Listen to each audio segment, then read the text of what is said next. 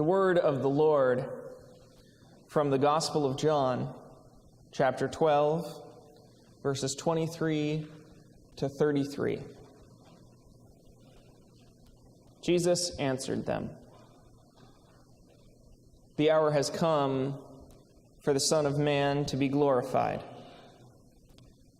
Very truly, I tell you, unless a grain of wheat falls into the earth and dies, it remains just a single grain.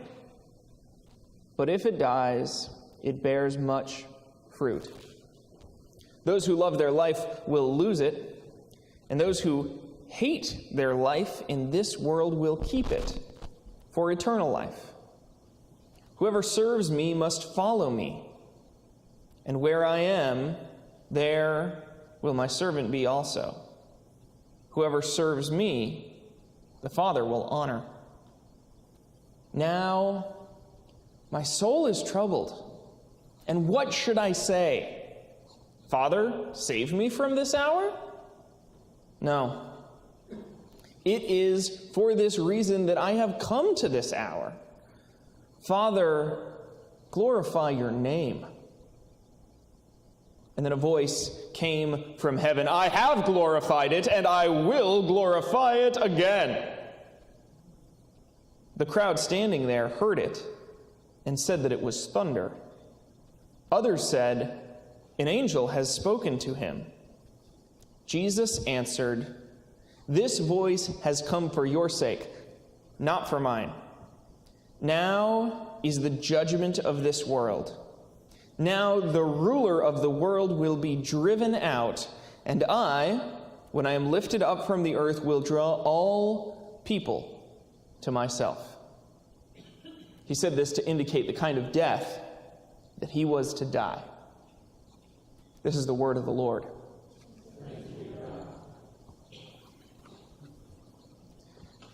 It's exciting to be in the Gospel of John this morning. We made it, y'all. I'm glad to be here with you, and I hope that now that you are experts in Mark, that you, I mean seriously, 12 weeks, that's like a full college course but now that you've done that, you'll notice how different this is. And you can recognize a little better some of the unique voices of the different gospel writers. And you notice that Mark would never say some of the things like this, some of this blatant foreshadowing, the earth quakes and there's a voice like thunder that says, "This is exactly what's going on." And then the narrator says, yeah, he said this to indicate the kind of death that he was going to die, because Jesus, is God and the Messiah, and he's going to die by crucifixion. You wouldn't get that. But here we are in John, and we get all of that. John wants us to understand. He wants us to know exactly what is true. But that's just a footnote. That's an aside. Let me get back to the point. The first church that I ever led, first time I ever led a service for a church, it was First Presbyterian Church of Kylene, and they died. Just dead as a doornail. What happened was I had preached sermons before. When you're starting out in ministry, you get various opportunities. Sometimes the pastor at the church I was going to, let me preach a couple sermons. He knew that I would need experience, and so help bolster my resume. He'd sit in the back and I'd give the sermon, and at the end he'd be like, "You did very well, Ryan." Right? And a couple other times, when I was raising support, I'd get to share about what my ministry was doing. But in seminary, there was an opportunity to join Occasional Pulpit Supply, this program called OPS, Occasional Pulpit Supply. And I was really excited to do it. I got special dispensation to do it early. And the first church that I ever got to go to, the way the program works is various churches that don't have a preacher, if you're in a presbytery that has a seminary in it, which of course ours does not, the seminaries will arrange to send people to you. And so occasionally that's a church where the pastor's going on vacation. Usually our usual suspects, our regular churches, were churches that were in some kind of trouble. They were not able to retain a regular pastor or even a commissioned ruling elder or anything like that. And so they'd just have a rotating cast of seminarians. And that's how First Pres Kylene was. So I came, it was my first job. They paid me $100 to come and lead the whole service from invocation to benediction. And my nearest supervision was 2 hours away by car. If I was just running without a net. And apparently I did all right. I preached the sermon, and I led the service, and I shook hands afterwards, and then they sent an email to Brenda, who was the secretary at the seminary who arranged these things, and we'd like to have Ryan back, in a couple of weeks if he's available. And so I'm like, yeah, I'm going to do this. I'm going to be a preacher. I came back in a couple of weeks, and then they invited me back for Easter, which was, I know that sounds prestigious, but it's actually really not, because, not a lot of Christians want to be somewhere else on Easter. It's hard to get pulpit supply to cover Easter for you, because every pastor is busy at their home church. But I went and gave the Easter sermon. And then I remember giving the Easter sermon. It was about, 15 to 20 people in attendance. So it was a big week for them. They were usually, more around 10 to 15. And I remember they were really keen for me to stay afterwards because they were having a fellowship meal. And so I stayed, and it was a little awkward because it was a lot of Easter cookies and candies and things, nothing that I could really eat on my diet. I stayed a polite amount of time and said goodbye. And then the church closed.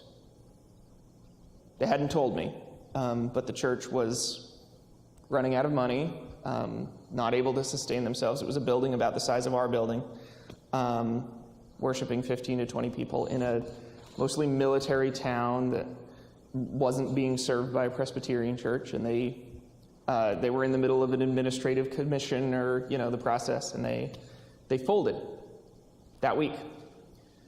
They chose Easter of all possible weeks. I mean, I can kind of understand it, right? Because it's a big Sunday. You want to go out with a bang, and if you're not ready at Christmas yet, and you can go and make it to Easter, but you would think Good Friday or something. But Easter was their last service, and it haunts me just a little bit, which is strange. I mean, it doesn't need to haunt me. It wasn't my job to save the church. They didn't expect that. No, but you don't become a pastor if you don't have just at least a smidgen of a Superman complex, right? I mean, that's... those of you that are teachers or nurses, or love teachers or nurses, they're the same way, right? If you can make more money doing something easier unless you really want to save everybody. If you really want to save everybody, you be a pastor, right? And so I have this just sense of I didn't save them. I don't know what I would have done. If I had done something, it would have been... I don't know what I preached on that Sunday. I don't have my sermon notes. I started being more organized. I don't have a video of it, certainly. I mean, I'm sure it was about Jesus and him being risen. But I worry it was tone deaf. I worry that I did not do enough of the work of paying attention to my context, who was hearing the sermon. They didn't make it easy for me, granted, but I feel like I probably said something about resurrection and exciting things happening forward, and spring is sprung, that did not match with what the church was experiencing. And if I had it to do over again, I would have preached this passage. This passage is a passage in which Jesus, it's right after the turning point of John. So John turns in chapter 11. It's when Jesus raises Lazarus from the dead. And after Lazarus is raised from the dead, Jesus has an expiration date on his life because he knows that those who oppose him are going to come get him. He can't hide anymore. And right after that, he begins to talk about what sort of death he is going to die, because he knows he's going to die. And his disciples, particularly Philip and Andrew, are asking about how that works. So Jesus is teaching them about death, about his death, and along with it, he's teaching them how Christians ought to deal with great change, sometimes catastrophic change. And what he says, his teaching, is that sometimes a seed has to fall to the ground and be cut off, be separated from the tree, and go into the earth and like die. And when it appears to die, that death isn't a bad thing. That's how we get trees. That's how trees happen. And Jesus says, I'm going to die. And I'm not happy about it. I'm not looking forward to it. I'm troubled, it says in the text. But that's how this is going to work. I'm going to die, and as a result, bear much fruit. And you, Jesus says, Philip and Andrew, you two disciples, if you don't embody this principle in your own lives, you're in trouble. Because if you love your lives too much, you love the condition that your life is in right now, you're going to get killed. And he meant it literally. It's true for us figuratively, but it's true for Philip and Andrew literally. If they're stuck in their ways, people are going to slaughter you for believing in me. But if you follow me, then you're going to have to die to self. You're going to have to die. This life that you've gotten used to is going to have to go away so that you can live. And live a kind of life that's really worth living. It's a profound teaching. And I hesitate to talk to y'all about it because you in College Park Presbyterian Church are experts in it. You're really good at it. The history of your church is a monument to this because in addition to trees and Jesus and disciples, this principle applies to churches, right? This idea of death leading to something new. Churches, just like human beings, have a natural lifespan. And if you study the history of any church, you'll see this. For the first quarter of a church's life, it's a young church. And a young church is just like a young human being. They're not really good at anything yet. Everything's kind of fly by the seat of your pants and make it up as you go. And they're really dependent on their parent organization, right? So whoever planted them, they need the money from that. They're not making their own money, and they need guidance and support, and they act like a young church. And then churches go through an adolescence where they're figuring out who they are. And adolescent churches are just brimming with confidence. They're going to change the world, just like teenagers. And then they have an adulthood. And a church's adulthood is where they do the majority of their productive ministry. That's where a lot of the, just good work gets done. But if you're inside in adult church, you start to see the way the wages of the work are taking its toll on the church. And you see that it's falling apart. Just like those of you who are adults, which is most of you, probably notice when you get on the scale in the morning or at various times, you look under your arm and you're like, oh boy, this isn't like it used to be. And then in the last quarter, churches have a transition and they go into end of life. And hopefully, in end of life, that's a church's sort of afterglow, where they inspire others and they pass the torch and then they die with dignity. That's what you hope for. That's what you want, is to be able to let go. Sometimes that looks like denial and clinging on to the past and coasting on past achievements and, selling off property bit by bit to earn, we can do just one more year if we do that. The problem is, while humans live a pretty predictable amount of time, it's about 80 to 100 years if nothing goes wrong, and you can kind of count on when the adolescence is going to start and end. Churches sometimes go through these phases a lot faster or a lot slower. A church can last hundreds of years, or a church can last a year, and in its natural lifespan.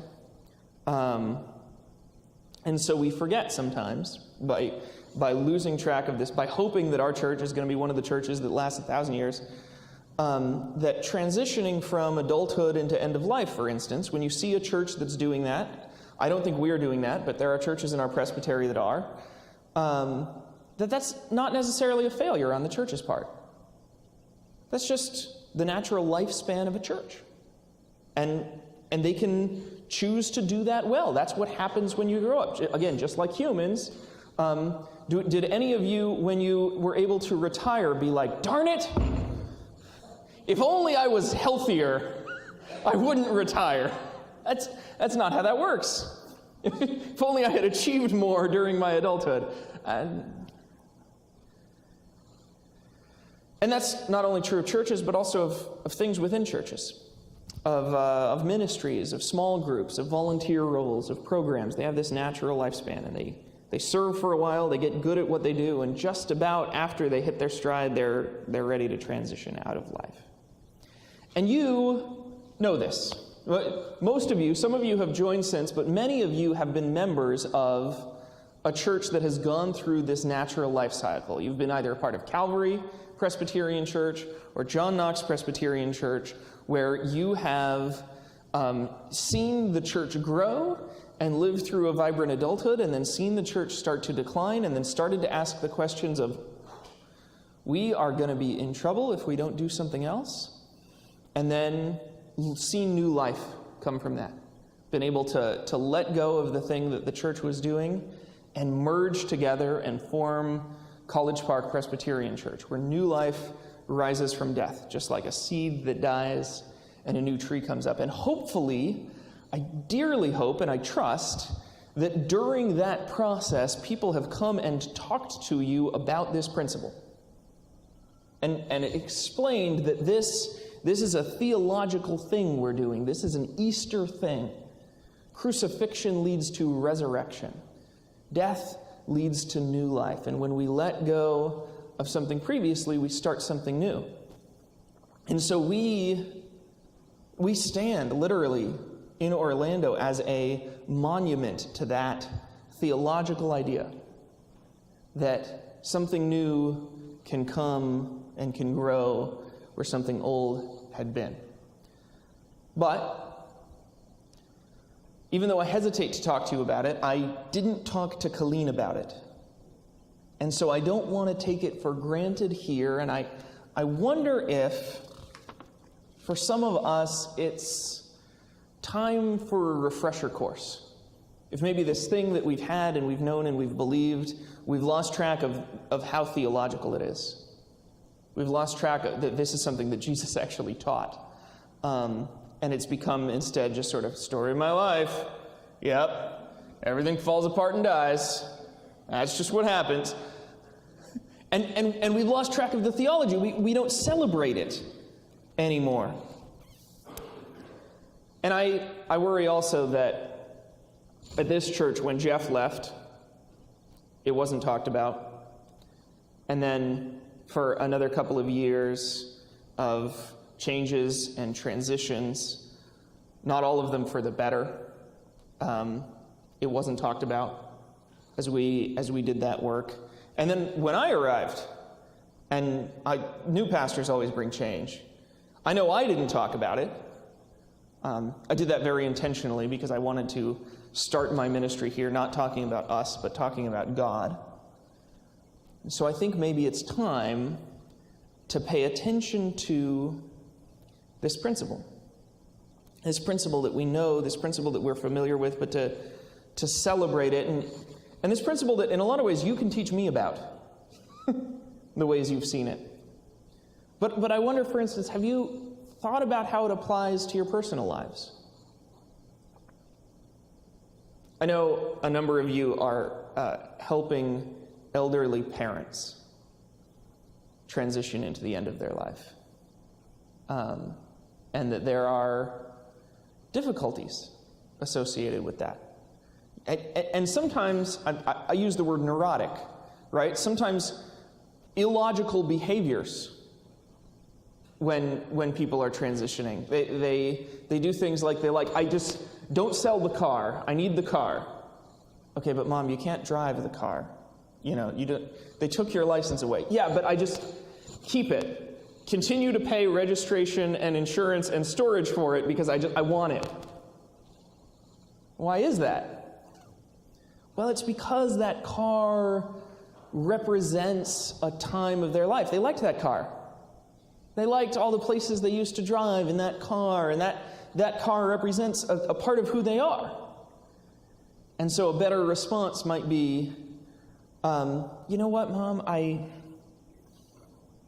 whether we keep the car or not, I hear what you're saying and not saying here, and that is really hard. That you have some good memories in that car, huh? Why don't you tell me about some of the memories? It's not as important whether we keep it or not as the real presence, the real feelings that are present here.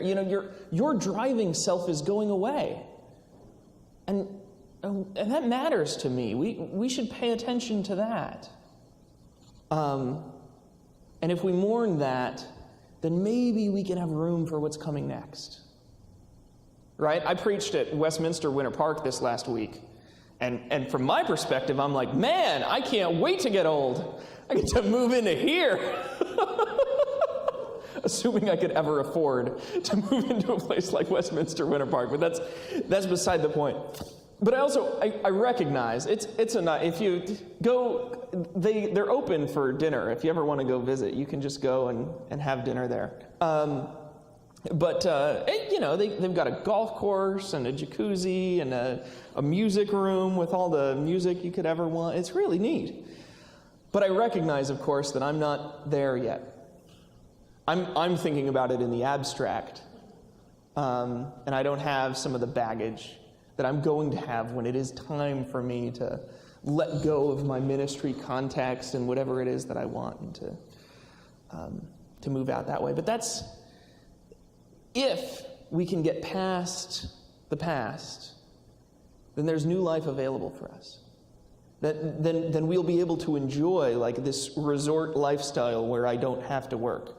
Whereas if I just want to go back to the time that my boss used to yell at me when I was in the middle of my achieving career years, then I don't get to appreciate that. And that's why I get really excited when we throw stuff out around College Park Presbyterian Church. We've been doing a good job of that lately. In like the last month, we have thrown a lot of stuff out, and it's a euphoric feeling for me. We went through the FEM, went through the library, and we donated a bunch of books to the Orlando Public Library. We actually donated so many that the Orlando Public Library said, enough, I surrender. I can't take any more books. We donated the rest to another, a used bookstore up in Maitland. And then we went through 118, and we did a process of going through there. The bridge builders are going to work through the pantry and figure out, we've got some stale crackers. We don't need to hold on to these stale crackers anymore. Let's... or do we need, 20 serving dishes? So which are the best served? These kinds of decisions. And it's mundane and it's silly, but I'm excited about it, and it's for a theological reason. It's because when we do that hard work, and it is hard, It is hard. Just like Jesus said, I don't want to go. It's hard for us to let go of the things of the past, but when we do that, God works inside us to open us up to new things that will glorify Him. Trees, disciples, the Messiah, grandma, churches. This is an iMac.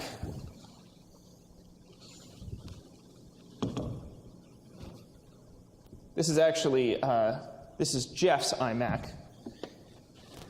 And I love this iMac. I have always wanted a computer like this. This is, I call this the new iMac. Because the first iMac that I wanted it came in the fruity colors, right? You know, the fruity iMacs. And then this is like the sleek, new, flat screen. So I spent a week trying to fix this iMac.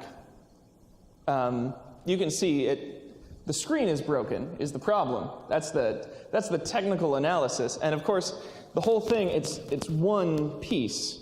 So there's no like just getting a new screen. That's fine. You get a new iMac.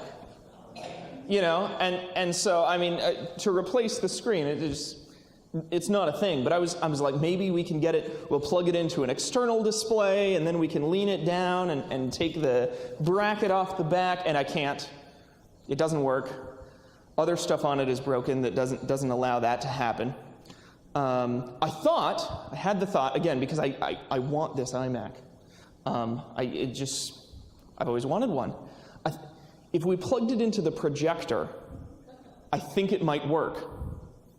And then we could see what's on it and change the settings by projecting it onto the screen. But here's the problem. As I was playing with it, if I got it to work, it would be quite old. It has under a gig of memory, which is just below base rate now. And it's running OS 10.4, Tiger. We're on OS 10.13 now. So it's 9 operating systems ago. Those of you that are on Windows 10, think of what 9 operating systems ago would have been.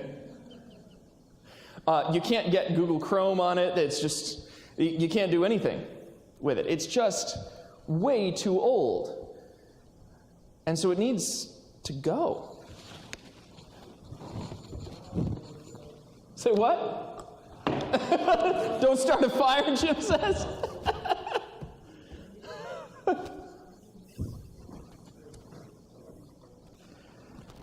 Needs to die for the glory of God. And we have to be ready for this. We have to be ready for this process.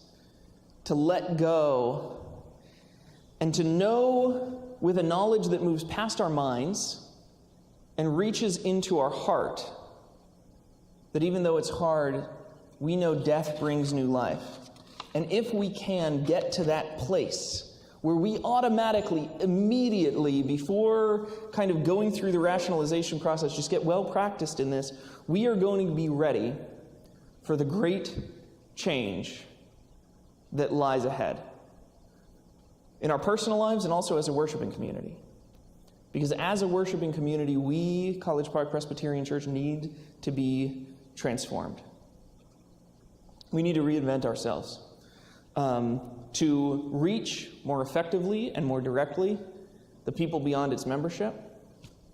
We need to reinvent ourselves to serve our community more fully and in new ways, and to grow disciples more, better, and differently. And that means that the church of about 3 to 5 years from now won't look like the church today. It'll look very different. It'll have a few things in common, but a lot of things, including a lot of things we like about this church, good things, things that God is in favor of, will go away. And we have to be ready to celebrate the completion of those things instead of mourn the failure of them. It's not just so we can avoid death. It's not so that we don't be like Kylene, right? it's going to involve death. But we do this so we can avoid the avoidance of death. We do this so that we can avoid, because we've got enough money that if we start cutting things and renting out large portions of our buildings and parceling stuff off, we can go, another 10, 15 years, start firing people, I don't want to do that, but it's, if that's what it comes to, if we just want to clutch, we can do that. But let's not. Let's close first before we get to that point. The coasting, not in denial, not ready to admit that our time of effective ministry is past. Let's not go there where we avoid death. Let's instead be that kind of church, those kinds of people who, when the time comes for something to end, be it in 20 years, in 40 years, in 200 years, we will have ingrained in our DNA the commitment to do so with faith. Faith in the knowledge that God is working through that death to bring all things to himself. For that's the truth that we confess. Amen? There is a stone, a monument, an Ebenezer, if you will, that sits out on our garden out by the parking lot. And on it is inscribed the words of 1 Samuel 17:2. Hitherto the Lord has helped us. That is true this morning. And the implication is that God will help us hither on. So go this morning from worship knowing that you are blessed and knowing that the Lord has helped you thus far and he will help you with what's to come. Amen.